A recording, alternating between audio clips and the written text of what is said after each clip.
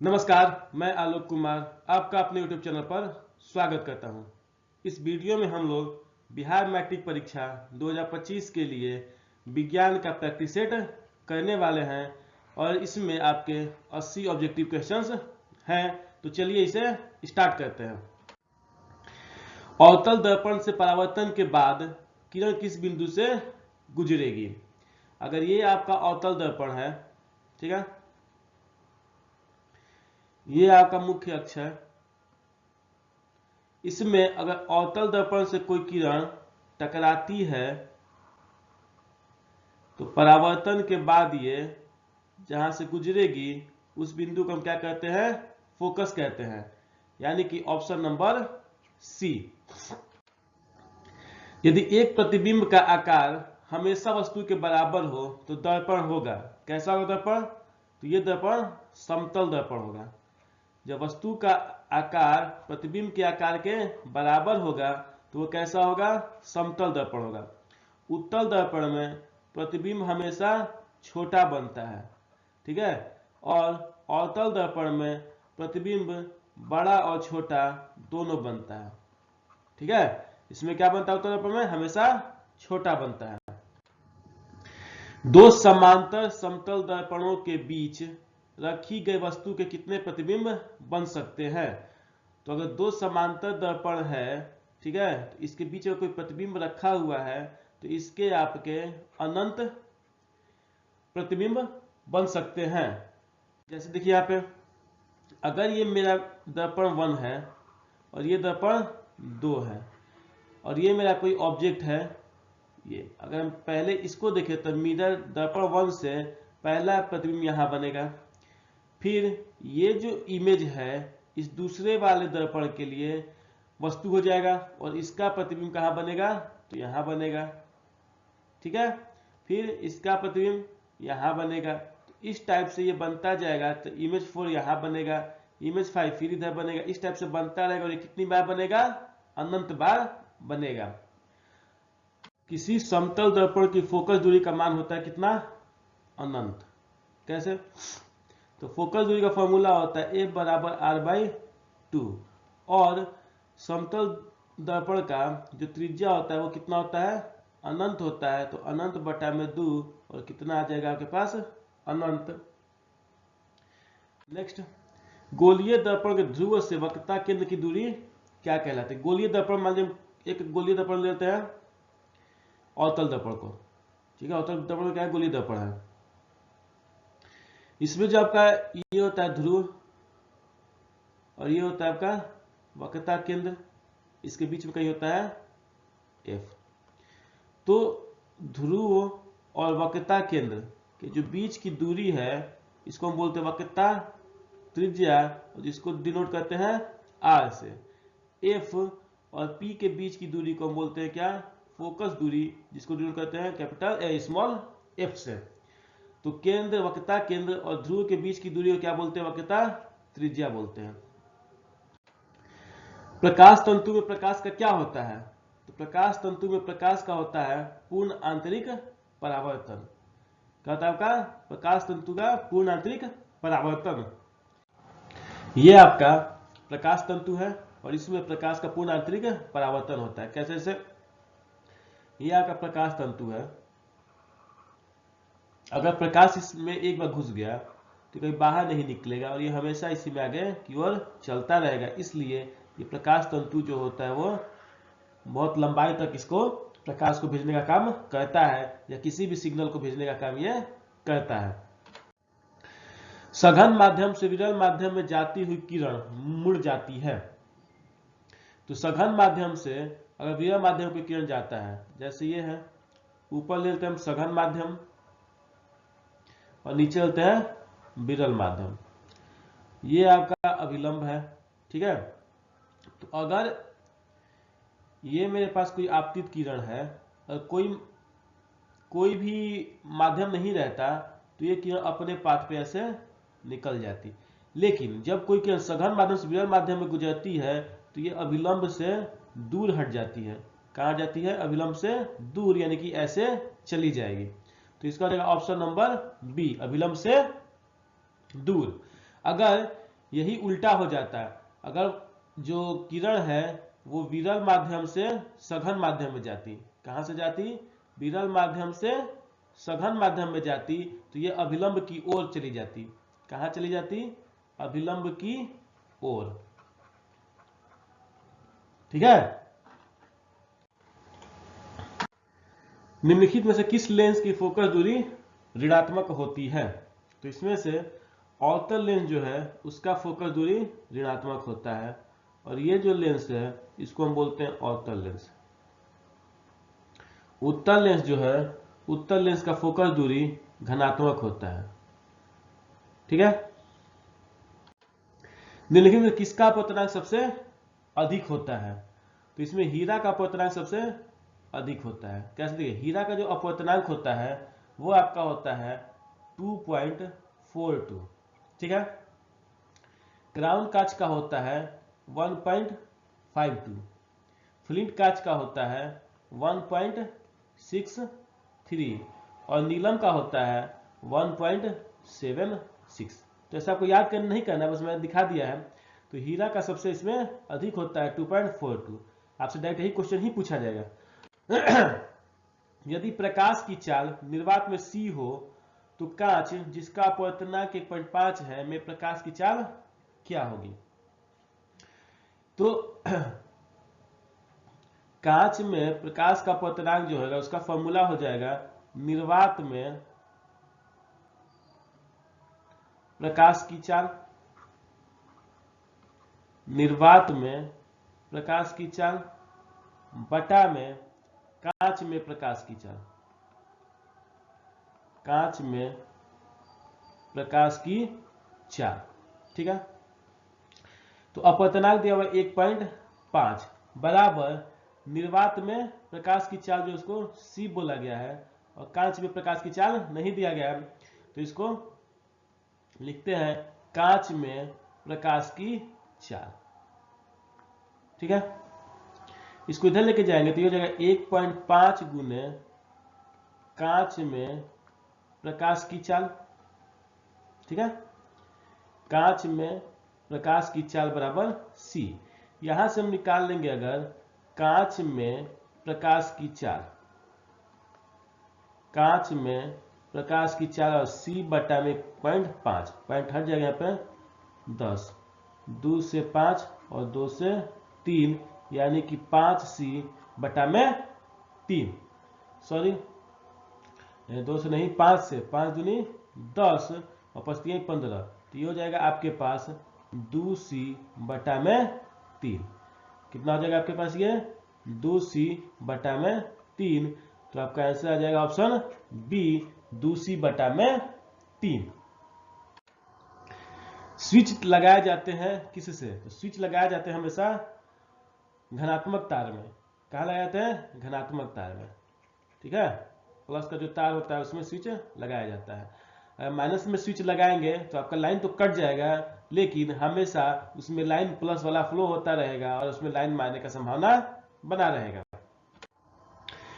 वोल्टता V1 पर शक्ति P1 का एक प्रतिरोध वोल्टता V2 पर शक्ति P2 के प्रतिरोधक को श्रेणी में जोड़ा है तो समतुल्य प्रतिरोध क्या होगा? ठीक है। देखिए P बराबर होता है क्या? VI।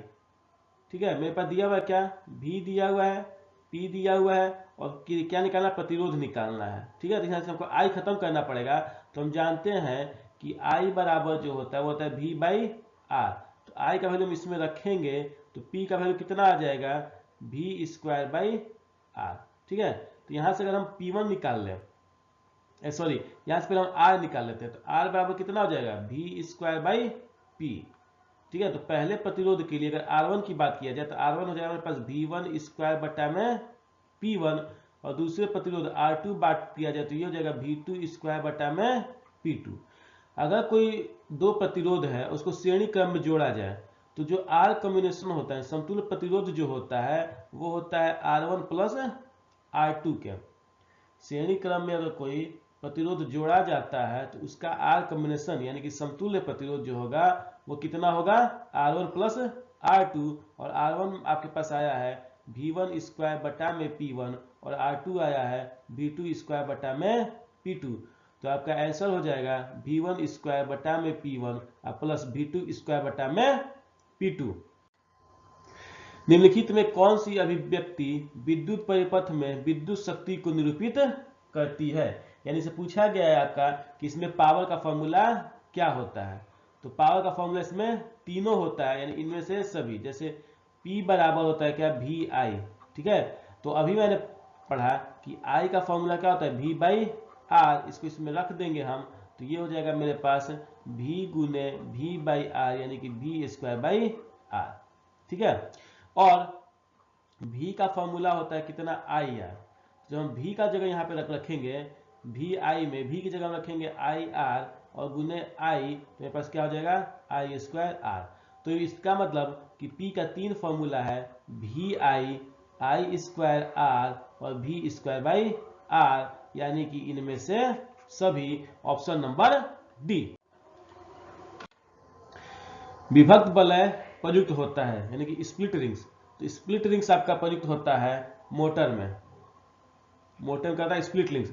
ये जो आप देख रहे हैं ये ब्लैक वाला, इसको हम बोलते हैं क्या स्प्लिट रिंग। ये एक रिंग होता है जहां पे ये जगह थोड़ा सा खाली होता है, यानी कटा हुआ रहता है, 2 भाग में बटा हुआ रहता है। तो इसी को हम क्या नाम देते हैं स्प्लिट रिंग्स, ठीक है। क्या नाम देते हैं इसको स्प्लिट रिंग्स, यानी कि विभक्त वलय, विभक्त वलय। विद्युत घंटी विद्युत धारा किस प्रभाव पर कार्य करती है? विद्युत घंटी जो है विद्युत धारा के चुंबकीय प्रभाव पर काम करती है। किस पे काम करती है? चुंबकीय प्रभाव पर काम करती है। टेहरी बांध का निर्माण किस राज्य में किया गया है? तो टेहरी बांध का निर्माण आपका किया गया है उत्तराखंड राज्य में। कहाँ किया गया है? उत्तराखंड राज्य में। बैटरी से किस प्रकार की धारा प्राप्त होती है? तो बैटरी से आपका जो होता है वो डायरेक्ट करंट निकलता है, यानी कि दिष्ट धारा प्रवाहित होती है, डायरेक्ट करंट। क्रांति कोण सघन माध्यम में आपतन कोण जिसके अनुरूप अपवर्तन कोण क्या होगा? तो जब क्रांति कोण आपका अपवर्तन कोण हो जाए या आपतन कोण हो जाए तो इसका अपवर्तन कोण जो होता है वो 90 डिग्री होता है, ठीक है। कितना होता है? 90 डिग्री। वस्तु की दूरी घटने पर उत्तल दर्पण आवर्धन का मान क्या होगा? तो m बराबर आपके पास होता है माइनस b बटा में u, ठीक है। तो अगर हम u का मान कम करेंगे तो हर का मान कम होगा, और हर का मान कम होगा तो टोटल भिन्न का मान जो है वो क्या हो जाएगा आपके पास? बढ़ जाएगा। हर का मान कम करने पे भिन्न का मान क्या हो जाता है? बढ़ जाता है। तो इसलिए इसका ऑप्शन हो जाएगा b, बढ़ता है, यानी कि इंक्रीजेज, ठीक है। तक डायनेमो बदलता है।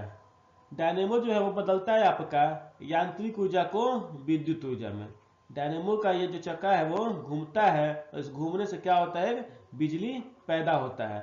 तो घूमने का यांत्रिक ऊर्जा है और वो किसमें बदल जाता है? विद्युत ऊर्जा में, यानी कि mechanical energy into electrical energy. चालक में विभवांतर एवं धारा के अनुपात क्या कहलाता है? विभवांतर और धारा का अनुपात जो है वो कहलाता है आपका प्रतिरोध।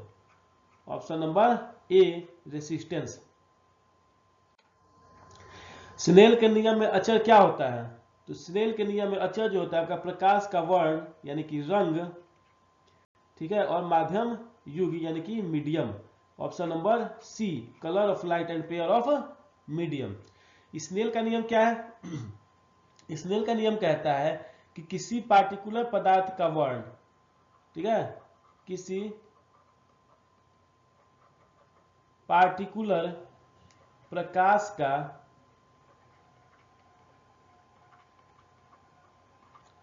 वर्ण और माध्यम युग्म के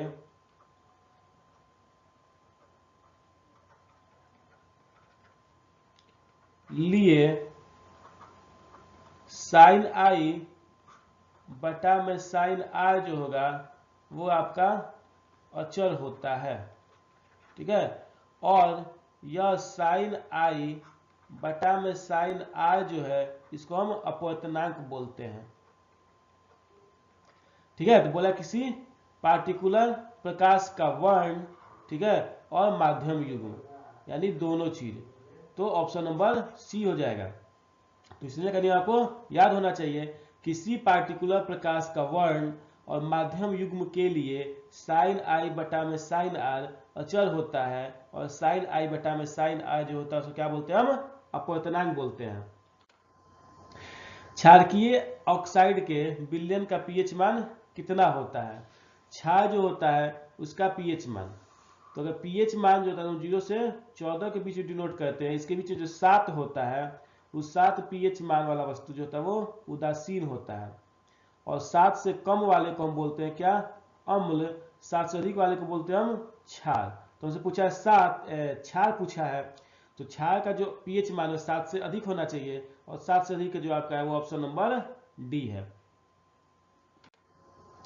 मैग्नीशियम की परमाणु संख्या 12 है, तो इसकी संयोजकता क्या होगी? तो मैग्नीशियम का हम इलेक्ट्रॉनिक विन्यास लिखें तो ये हो जाएगा 2, 8 और 2। इसके बाह्यतम कक्षा में कितने इलेक्ट्रॉन है? 2 इलेक्ट्रॉन है, तो यही 2 इलेक्ट्रॉन जो है इसकी वैलेंसी हो जाएगी, यानी इसकी संयोजकता हो जाएगी। तो ऑप्शन नंबर बी इसका 2 आंसर होगा। हाइड्रोजन के 2 परमाणु के बीच कितने आबंध बनते हैं? तो हाइड्रोजन का अगर 2 परमाणु है तो इसके बीच आपका वो सिंगल बॉन्ड बनता है। कितने बॉन्ड बनते हैं? सिंगल आबंध बनते हैं, एक आबंध यानी कि सिंगल बॉन्ड।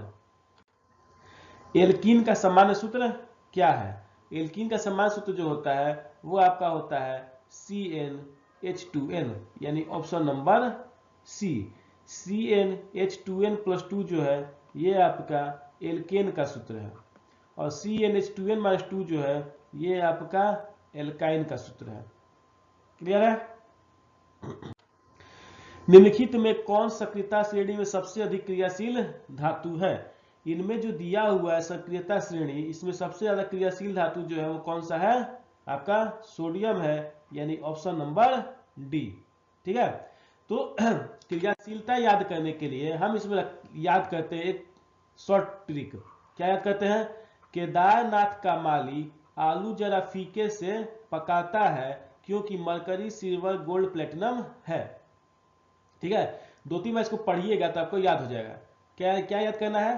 केदारनाथ का माली आलू जरा फीके से पकाता है क्योंकि मरकरी सिल्वर गोल्ड प्लेटिनम है। ठीक है, केदारनाथ का माली आलू जरा फीके से पकाता है क्योंकि मरकरी सिल्वर गोल्ड प्लेटिनम है।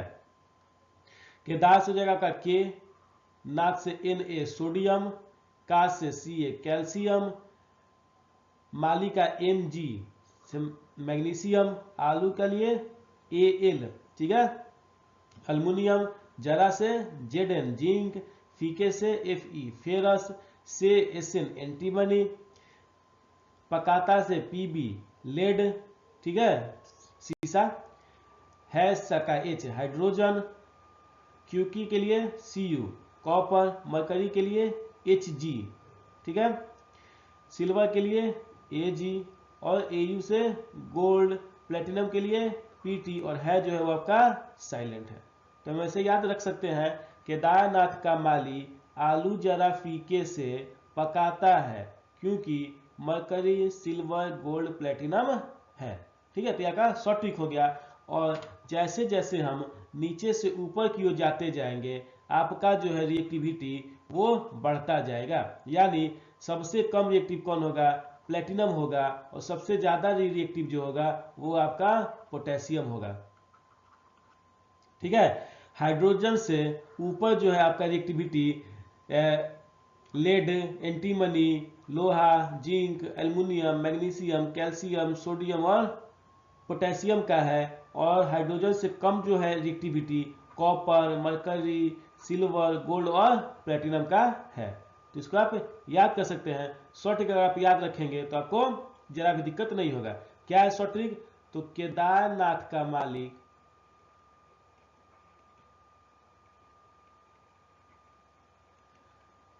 आलू जरा फीके से पकाता है क्योंकि मरकरी, सिल्वर, गोल्ड, प्लेटिनम है। ठीक है। नेक्स्ट, लिथियम, सोडियम, पोटेशियम बायतम सेल में कितने इलेक्ट्रॉन विद्यमान होते हैं?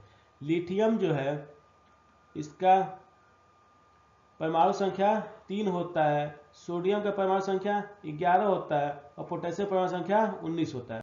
जब इसका इलेक्ट्रॉनिक विन्यास लिखेंगे तो ये होता है 2,1, इसका होता है 2,8,1, 2,8,8,1। तो अगर आप देख रहे हैं तो इसके बायतम कक्षा में, सभी के बायतम कक्षा में एक इलेक्ट्रॉन विद्यमान है, यानी कि ऑप्शन नंबर ए, एक इलेक्ट्रॉन। आर्गन की परमाणु संख्या कितनी होती है? तो आर्गन जो है वो परमाणु संख्या होता है आपका 8, 3 जो है वो लिथियम का है, 6 जो है कार्बन का है और 9 जो है आपका फ्लोरीन का है। ठीक है। कमरे के ताप पर द्रवावस्था में रहने वाली अधातु कौन सी है? तो कमरे की अवस्था में रहने वाली अधातु जो है आपकी वो ब्रोमीन है। ठीक है। अगर पारा जो है, पारा जो अगर कमरे की अवस्था में, द्रव अवस्था में रहने वाली ये धातु है। ठीक है। धातु में पूछा जाएगा तो पारा और अधातु में पूछा जाएगा तो ब्रोमीन, यानी कि ऑप्शन नंबर सी। जब कली चूना पर जल डाला जाता है तब किस प्रकार की अभिक्रिया होती है? कली चूना को बोलते हैं क्विक लाइम, यानी कैल्शियम ऑक्साइड। क्विक लाइम पर जब हम जल डालेंगे, ठीक है, तो ये आपका बनेगा क्या? Calcium hydra oxide. Calcium hydra oxide, ये जो है कैल्शियम ऑक्साइड है, इसको क्या बोलते हैं हम? कैल्शियम ऑक्साइड या क्विक लाइम, याद रखें दोनों नाम। और ये जो है आपका है कैल्शियम हाइड्रा ऑक्साइड। ठीक है। तो जब कैल्शियम ऑक्साइड में हम पानी डालते हैं तो क्या बनता है? कैल्शियम हाइड्रा ऑक्साइड, और इसमें बहुत बड़ी मात्रा में ऊर्जा निकलती है, इसलिए ये ऊष्माक्षेपी अभिक्रिया है, एक्सोथर्मिक रिएक्शन है। निम्नलिखित में से कौन सा उपधातु है? तो ये आपका जो एंटीमनी है वो आपका उपधातु है। कौन है? Antimony, option number D. निम्नलिखित में कौन शराब के रूप में उपयोग में आता है? तो शराब के रूप में आपके पास उपयोग में आने वाला है एथेनॉल। कौन आता है? Ethanol, option number D. CH3, CH2OH और CH3O, किस प्रकार का समावयवी है? अच्छा, समावयवी क्या होता है? तो समावयवी वो होता है जिसका मोलेकुलर फॉर्मूला सेम हो। क्या हो? जिसका मोलेकुलर फॉर्मूला सेम हो। ठीक है। और जिसका स्ट्रक्चर फॉर्मूला अलग अलग हो, यानी कहने वाला मोलेकुलर फॉर्मूला सेम हो, स्ट्रक्चर फॉर्मूला अलग अलग हो। देखिए इसका जो मोलेकुलर फॉर्मूला सेम है, C कितनी बार है? 2 बार, इसमें भी C 2 बार। H कितनी बार है?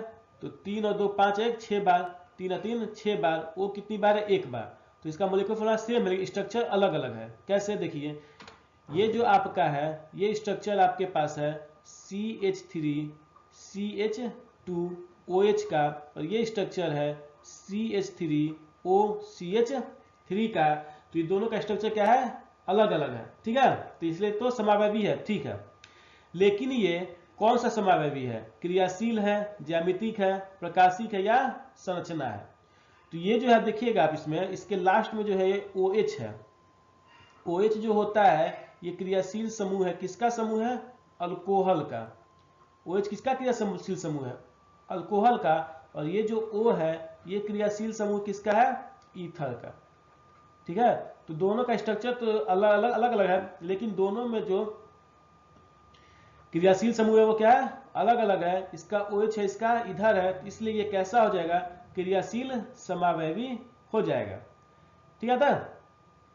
ये जो है CH3CH2OH, इसको हम नाम देते हैं क्या, एथेनॉल, जो है पीछे हम पढ़े थे शराब के रूप में जिसका उपयोग होता है, ये क्या है, एथेनॉल है। और ये जो है ये आपका है डाई मिथाइल ईथर, क्या है, डाई मिथाइल ईथर। नेक्स्ट, निम्नलिखित में से कौन मुख्यतः बायोगैस का संगठक है, तो ये आपका है मीथेन CH4, क्या नाम है इसका, मीथेन नाम है CH4, और ये जो है आपका बायोगैस में 55 से 70% के बीच होता है। C4H10 जो है ये है ब्यूटेन है, ये जो आपका ये है हाइड्रोजन बोलते हैं इसको, और C2H6 ये जो आपका है वो इथेन है, ठीक है। विद्युत अपघटनी परिष्करण में अशुद्ध धातु को बनाया जाता है, कहां पे, कैथोड पे, वैद्युत अपघटन पे, एनोड पे, सही पे। विद्युत अपघटनी परिष्करण क्या है, तो विद्युत अपघटनी परिष्करण जो है इसमें अशुद्ध धातु को इलेक्ट्रिसिटी के माध्यम से शुद्ध किया जाता है। क्या किया जाता है, अशुद्ध धातु जो है उसको शुद्ध किया जाता है, ठीक है, शुद्ध धातु में बदला जाता है, लेकिन कैसे, तो विद्युत धारा के माध्यम से, यानी कि इलेक्ट्रिसिटी के माध्यम से, ठीक है। और जो कहते हैं हम, तो इसमें अशुद्ध धातु जो है वो एनोड पर जाकर के जमा हो जाता है, कहां जमा हो जाता है, एनोड पर जमा हो जाता है, ऑप्शन नंबर सी। ड्यूरालुमीन किस धातु का मिश्र धातु है, ड्यूरालुमीन जो है आपका वो एल्युमिनियम का मिश्र धातु है, किसका मिश्र धातु है, एल्युमिनियम का मिश्र धातु है। इसमें जो होता है ड्यूरालुमीन में एल्युमिनियम और प्लस में कॉपर होता है। एल्युमिनियम जो है आपका वो आपका होता है 95%, ठीक है। तो मैक्सिमम कौन है, एल्युमिनियम है, इसलिए ऑप्शन कौन सा हो जाएगा इसका, एल्युमिनियम हो जाएगा, लेकिन इसमें कॉपर भी होता है। एसिटिक एसिड का IUPAC नाम क्या है, तो एसिटिक एसिड को हम बोलते हैं क्या, एथेनोइक एसिड, एथेनोइक अम्ल, ऑप्शन नंबर ए।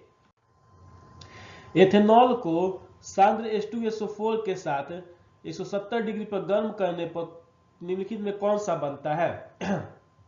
एथेनॉल जो होता है उसका फॉर्मूला होता है, आपके पास पीछे पढ़े हैं, CH3CH2 और OH, इसके साथ अगर हम H2SO4 के साथ रिएक्शन कराते हैं तो ये बनता है आपके पास क्या, इथीन, C2H4 और H2O, 170 डिग्री पे गर्म करने पे, तो क्या बनता है, C2H4, इसका नाम हम देते हैं क्या, इथीन, क्या देते हैं हम, इथीन। तो C2H4 ये बनता है आपका, और जल बनता है। C2H6 को हम बोलते हैं क्या, इथेन, और इसको क्या बोलते हैं हम, इथाइल, ठीक है। तो ऑप्शन नंबर ए जो है वो आपका आंसर है, इथीन। निम्नलिखित में कौन सी धातु ठंडे और गर्म जल से अभिक्रिया नहीं करती है, तो फेरस जो है आपका वो ठंडे और गर्म जल से अभिक्रिया नहीं करता है। इसके अलावे एल्युमिनियम है, जेडेन है, ये सब भी आपके ठंडे और गर्म जल से अभिक्रिया नहीं करते हैं। तो किससे अभिक्रिया करते हैं, तो ये आपके भाप से अभिक्रिया करते हैं, ठीक है। निम्नलिखित में कौन सी रेडॉक्स अभिक्रिया है, तो रेडॉक्स का मतलब होता है क्या, रिडक्शन प्लस ऑक्सीडेशन, यानी कि वैसा अभिक्रिया जिसमें रिडक्शन और ऑक्सीडेशन दोनों हो, तो इसका है ऑप्शन नंबर ए। कैसे, MnO2 में से Mn निकला है और Cl2 आ गया है, तो MnCl2 बन गया, और HCl से Cl निकला है और ऑक्सीजन जुटा है, तो क्या बन गया आपका, सॉरी, तो क्या H आपका निकल गया है, तो क्या बन गया आपका, Cl2। तो Mn से जब ऑक्सीजन निकला है तो इसको हम बोलते हैं क्या, रिडक्शन, और H से जब ऑक्सीजन, H से जब आपका हाइड्रोजन निकला है तो इसको हम बोलते हैं क्या, ऑक्सीडेशन। ठीक है, ए से जब हाइड्रोजन निकला है तो ऑक्सीडेशन, और MnO2 से जब आपका ऑक्सीजन निकला है तो वो रिडक्शन। ऑप्शन बी जो है आपका वो डिकम्पोजिशन रिएक्शन है। कौन सा रिएक्शन है, डिकम्पोजिशन यानी विखंडन। सी ऑप्शन जो है आपका वो डिस्प्लेसमेंट रिएक्शन यानी कि विस्थापन अभिक्रिया है। और ये जो चौथा है ये भी आपका कैसा है, विस्थापन है। ठीक है, नेक्स्ट, निम्नलिखित में कौन धातु प्रकृति में मुक्त अवस्था में पाई जाती है। तो सोना जो है वो आपका मुक्त अवस्था में पाया जाता है। ऑप्शन नंबर बी, गोल्ड जो है वो मुक्त अवस्था में पाया जाता है। भोजन के पाचन के लिए हमारे पेट में कौन सा अम्ल बनता है। तो भोजन के पाचन के लिए हमारे पेट में जो है वो HCl अम्ल बनता है, और इसका pH मान जो होता है वो 1.4 होता है। कितना होता है, 1.4। क्षार के जलीय विलयन का स्वाद कैसा होता है। तो क्षार के जलीय विलयन का स्वाद जो होता है वो कड़वा होता है। कैसा होता है, कड़वा होता है। ऑप्शन नंबर बी, बिटर होता है। और खट्टा जो होता है वो अम्ल का स्वाद होता है। ठीक है, एसिड का।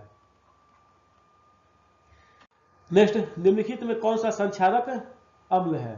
तो संक्षारक अम्ल जो है आपका वो है सल्फ्यूरिक अम्ल। Option number B. इसके अलावे HCl हाइड्रोक्लोरिक अम्ल, ठीक है, HNO3 नाइट्रिक अम्ल, और हाइड्रोफ्लोरिक अम्ल। कौन सा, हाइड्रोफ्लोरिक अम्ल। ये तीनों अम्ल भी जो है उसको हम लोग बोलते हैं क्या, संक्षारक अम्ल बोलते हैं। ठीक है, तो सल्फ्यूरिक अम्ल के अलावा ये तीनों भी आपका क्या होता है, संक्षारक अम्ल होता है। शरीर में भोजन का पाचन निम्नलिखित में से किस प्रकार की अभिक्रिया है। तो शरीर में भोजन का पाचन जो है इसमें से कोई नहीं है। ठीक है, ऑप्शन नंबर डी, क्योंकि शरीर में भोजन का पाचन जो है वो आपका विखंडन और उष्माक्षेपी अभिक्रिया है। कैसा है, विखंडन और उष्माक्षेपी, यानी कि decomposition and exothermic. Decomposition and exothermic अभिक्रिया है। लौह चूर्ण पर तनु हाइड्रोक्लोरिक अम्ल डालने से कौन सी क्रिया होती है। लौह चूर्ण पर यानी कि Fe पर अगर हम HCl डालते हैं, ठीक है, HCl डालते हैं तो ये क्या होता है, फेरस क्लोराइड FeCl2 बनता है और हाइड्रोजन गैस बनता है। अगर बैलेंस करेंगे तो यहाँ पे 2 आ जाएगा। तो Fe plus 2HCl FeCl2 plus hydrogen यानी फेरस क्लोराइड प्लस हाइड्रोजन बनता है, यानी कि ऑप्शन नंबर डी। कौन जगह पे इसमें, ऑप्शन नंबर डी। निम्नांकित विलयनों में कौन सबसे अधिक अम्लीय है। पीएच मान आपका कहां से कहा था, 0 से 14 तक, और ये बीच में 7 है जिसको बोलते हैं क्या, उदासीन। और 7 से कम जो होता है उसका जो जिसका पीएच मान 7 से कम होता है वो क्या कहता है, अम्ल कहलाता है। ठीक है, तो 8 तो अम्ल होगा नहीं, 1 अम्ल होगा, 10 अम्ल होगा नहीं, और 5 अम्ल होगा, यानी इसमें कितने अम्ल हैं, 2 अम्ल है। अब जैसे जैसे हम 7 से 0 की तरफ बढ़ते जाते हैं, ठीक है, तो इसका अम्लीयता का मान बढ़ता जाता है। हम ये कहें कि 0 से 7 की तरफ जाने पर अम्लीयता का मान क्या होता है, घटता है। यानी सबसे ज्यादा अम्लीय जो हो जाएगा वो इसमें कौन सा हो जाएगा, 1 हो जाएगा, क्योंकि 1 भी अम्लीय 5 भी होता है। जैसे से 1 से 5 की ओर जाएंगे अम्लीयता का मान क्या होता जाएगा, घटता जाएगा। तो पीएच वैल्यू 1 जो है वो सबसे ज्यादा अम्लीय होगा। लौंग का तेल किस प्रकार का सूचक है। तो लौंग का तेल जो है वो आपका गंधीय प्रकार का सूचक है, यानी ऑर्डर। क्रमाकुंचन गति विशेषकर पाई जाती है। ये जो गति है आपका इसको बोलते हैं क्रमाकुंचन गति। ठीक है, क्या बोलते हैं इसको, क्रमाकुंचन, पेरिस्टाल्टिक मूवमेंट। ये जो होता है ये आपका होता है कहां पे, ग्रास नली में। कहाँ पे, ग्रास नली में, ऑप्शन नंबर सी, ओसोफेगस में।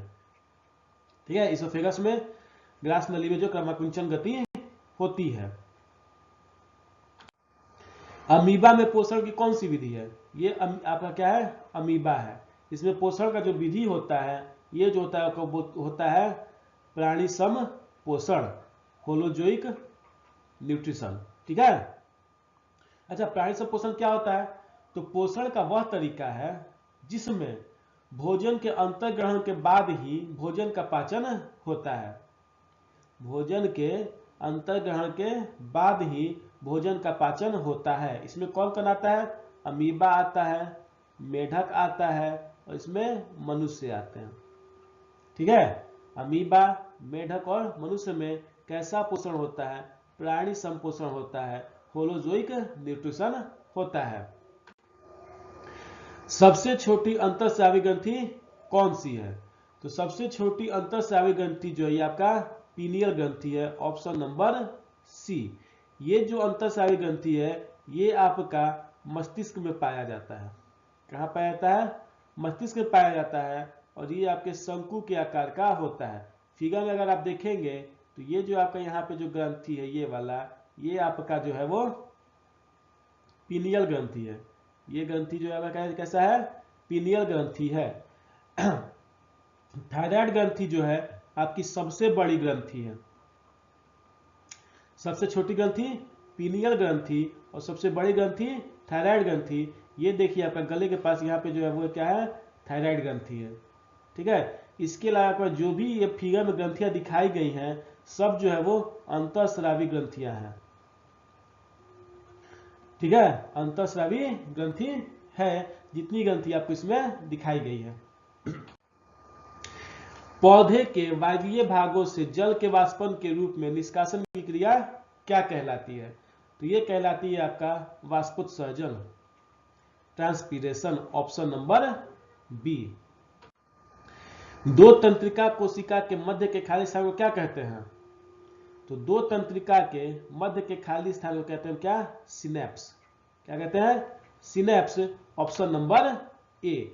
ये देखिए आपका एक तंत्रिका ये रहा और दूसरा तंत्रिका ये रहा, इन दोनों का जो बीच का खाली स्थान है इसको हम बोलते हैं सिनेप्स।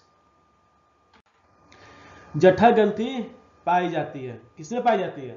तो फिगर से आपको पता चल गया होगा, जठर ग्रंथि जो है वो आपका अमाशय में पाया जाता है, स्टोमक में। कहाँ पे? स्टोमक, अमाशय में पाया जाता है।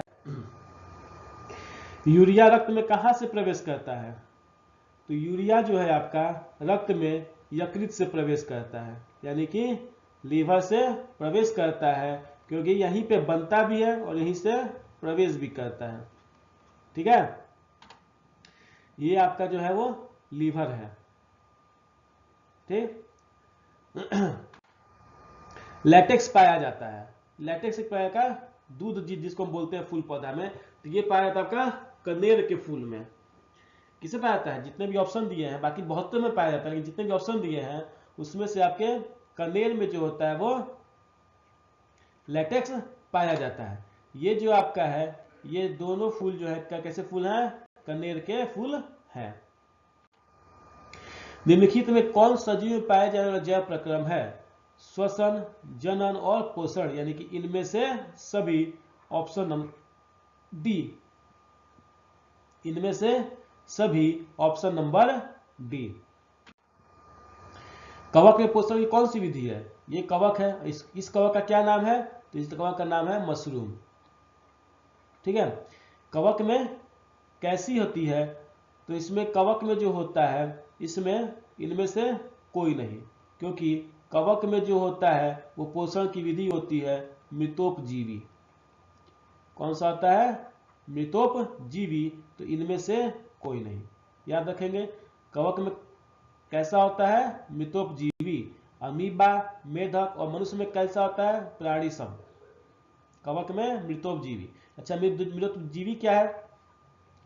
तो मृत और अपघटित पदार्थों से, मृत और अपघटित पदार्थों से जो पोषण मिलता है उसको हम मृतोपजीवी पोषण कहते हैं। अस्थि क्या है? अस्थि जो है आपका है एक प्रकार का उत्तक है, ठीक है। रक्त क्या है?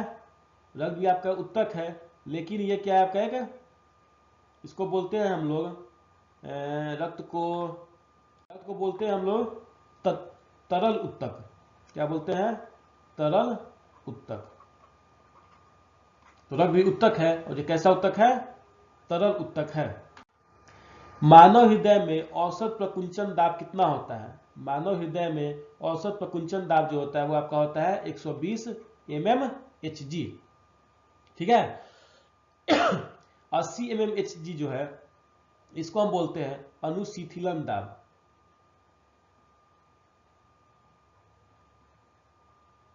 क्या बोलते हैं? अनुशीथिलन दाब। कीटों का प्रमुख श्वसन अंग कौन सा है? तो फिगर से आपको पता चल जाए कौन सा, ये ट्रैकिया है।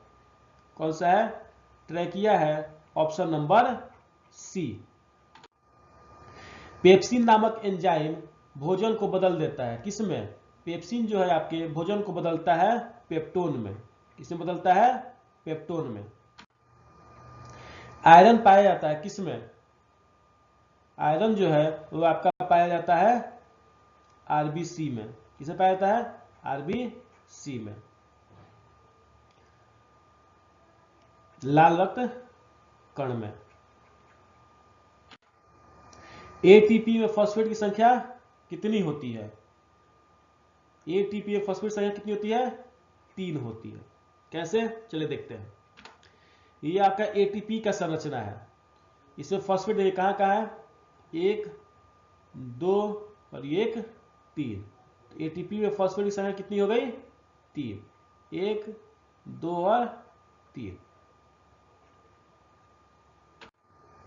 ब्रिक के संरचनात्मक और क्रियात्मक इकाई को क्या कहते हैं? फिगर से आपको पता चल गया होगा। ब्रिक का संरचनात्मक और क्रियात्मक इकाई जो है उसको हम बोलते हैं क्या? Nephron, option number D. ये जो आपका फिगर है ये ब्रिक है, ठीक है। किडनी जिसको बोलते हैं हम लोग किडनी, और ये किडनी के अंदर का जो ये नेफ्रॉन है, ये फिगर किसका है? नेफ्रॉन का। इंसुलिन की कमी के कारण कौन सा रोग होता है? इंसुलिन की कमी के कारण आपका होता है मधुमेह, जिसको हम बोलते हैं शुगर। नर हार्मोन कौन सा है? नर हार्मोन आपका है टेस्टोस्टेरोन, ऑप्शन नंबर डी। नर हार्मोन कौन सा है? Testosterone, option number D. निश्चल कणिकाएं पाई जाती हैं, फिगर पता चल रहा है आपको? देखिए ये आपका निश्चल कणिका है, निश्चल ग्रेनुअल्स। ये जो आपका बीच में ये काला काला दिख रहा है वो क्या है? निश्चल ग्रेनुअल्स है। ये कहां पाया जाता है? फिगर से आपको क्लियर होना चाहिए। ये आपको इसको बोलते हैं क्या? न्यूरॉन। क्या बोलते हैं? Neuron, option number A. द्विखंडन होता है किसमें? तो द्विखंडन आपका होता है ईस्ट में, अमीबा में और पैरामीशियम में, यानी कि इनमें से सभी, ऑल ऑफ दीज, सब में द्विखंडन होता है। मानव फेफड़ा किस तंत्र का भाग है? मानव फेफड़ा जो है आपका ऑप्शन बी श्वसन तंत्र का भाग है, रेस्पिरेटरी सिस्टम। किसका भाग है? रेस्पिरेटरी सिस्टम का। गोबर छत्ता में किस प्रकार पोषण होता है? अभी बात बताए थे हम, किस प्रकार पोषण होता है? मितजीवी होता है। कैसा होता है? मितजीवी, ऑप्शन नंबर सी, सेप्रोफाइट। कौन सा होता है? सेप्रोफाइट। लाल निम्न से किस ग्रंथि द्वारा स्रावित होती है? तो लाल जो है आपका वो स्रावित होता है पैरोटिड ग्रंथि से, ऑप्शन नंबर ए, पैरोटिड ग्रंथि। ये जो आपका है मुख के अंदर आपका यहाँ पे जो है वो पैरोटिड ग्रंथि पाया जाता है, और इसी ग्रंथि से आपका लार का श्रावण होता है। यह आपका क्या है? पैरोटिड ग्रंथि है। मनुष्य के आहार नाल की लंबाई कितनी होती है? तो मनुष्य के आहार नाल का लंबाई जो होता है वो आपका होता है 8 से 10 मीटर। कितना होता है? 8 से 10 मीटर। आहार नाल जो आपका है वो यहाँ मुंह से स्टार्ट होता है और ये पूरा छोटी बड़ी होते हुए आपके एनेक्स तक जाता है, गुदा के मुख्य द्वार तक जाता है। और ये जो होता है इसको हम लोग, इसका लंबाई जो होता है वो होता है आपका 8 से 10 मीटर। कितना 8 से 10 मीटर इसका लंबाई होता है। नेक्स्ट, दांतों की अच्छी प्रकार से सफाई नहीं करने पर दांतों वाला बनने वाला एक स्थायी परत को क्या बोलते हैं? तो इसको बोलते हैं हम क्या? दंत plaque, dental plaque. Option number D, दंत प्लांक। निम्नलिखित में कौन मनुष्य की छोटी आंत का भाग नहीं है? ड्यूडिनम है, जेजुअम है, इलियम है। कोलन जो है वो आपका छोटी आंत का भाग नहीं है। Option number B. ठीक है, ये देखिए, ये आपका स्मॉल इंटेस्टाइन है, छोटी आंत है, तो ये भाग जो होता है वो ड्यूडिनम कहलाता है, ये भाग जो होता है वो जेजुअम कहलाता है, और ये भाग जो है वो इलियम कहलाता है। ठीक है, छोटी आंत में भोजन का पाचन पूर्ण होने के बाद वो क्या कहलाता है? छोटी आंत में अगर भोजन का पाचन पूर्ण हो जाता है तो उसको हम बोलते हैं क्या? चाइल। क्या बोलते हैं हम? चाइल। सीएफसी का व्यापक उपयोग होता है एयर कंडीशनर में, रेफ्रिजरेटर में, जेट इंजन में, इनमें से सभी। तो इसका ऑप्शन हो जाएगा डी, इनमें से सभी। सीएफसी जो होता है इसका फुल फॉर्म होता है क्लोरो फ्लोरो कार्बन। क्या होता है? क्लोरो फ्लोरो और कार्बन। सूक्ष्म उपभोक्ता का उदाहरण है बी और सी, जीवाणु और कवक। जीवाणु और कवक। सूक्ष्म उपभोक्ता किसको कहते हैं? सूक्ष्म उपभोक्ता उसको कहते हैं जिसको सूक्ष्मदर्शी के माध्यम से देखा जा सकता है। किससे देखा जा सकता है? सूक्ष्मदर्शी के माध्यम से देखा जा सकता है। तो इसका आंसर हो जाएगा बैक्टीरिया और फंगस, जीवाणु और कवक। निम्न में से किसकी दीवार सबसे मोटी होती है? ठीक है, तो इसमें सबसे मोटी जो होता है वो दीवार होता है आपका बाया निलय का। किसका? लेफ्ट वेंट्रिकल्स का। ये देखिए यहाँ पे, ये जो आपका यहाँ पर दीवार दिख रहा है, ये किसका दीवार सबसे ज्यादा है? तो ये लेफ्ट वेंट्रिकल, यानी कि जो बाया निलय जो ये वाला है, इसके पास का दीवार जो है वो बहुत ही मोटा है। ठीक है, बाया निलय के पास का दीवार जो होता है वो बहुत ही मोटा होता है। तो ये आज आपका साइंस का प्रैक्टिस सेट नंबर 1 स्टार्ट हुआ। ये वीडियो आपको कैसा लगा कमेंट सेक्शन में बताइएगा। अगर ये वीडियो आपको अच्छा लगा है तो लाइक, शेयर और सब्सक्राइब जरूर कीजिएगा। इस चैनल को सब्सक्राइब कर लीजिए। इसमें आपको अब प्रैक्टिस सेट मिलने वाले हैं जो आपकी आने वाली परीक्षा के लिए बहुत ही सही साबित होंगे। इस वीडियो के डिस्क्रिप्शन में भी टेलीग्राम चैनल का लिंक दे दिया गया है, आप उसमें जाकर ज्वाइन हो सकते हैं ताकि आपको हमारी वीडियो के बारे में पता चलता रहे। तो मिलते हैं आपसे अगले वीडियो में, तब तक के लिए धन्यवाद। Bye bye, take care.